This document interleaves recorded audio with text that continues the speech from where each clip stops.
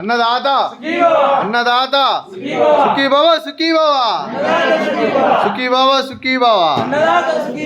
65 మంది నిరాశ్రితులకు ఆకలి తీర్చడానికి శ్రీ ఎలిశెట్టి మధుసూదన్ గారిచే మహాశివరాత్రి పండుగ శుభ సందర్భంగా ఆ పరమశివుని ఆశీస్సులతో నెలవారీదాతగా అన్నదానం చేయడం జరుగుతుంది.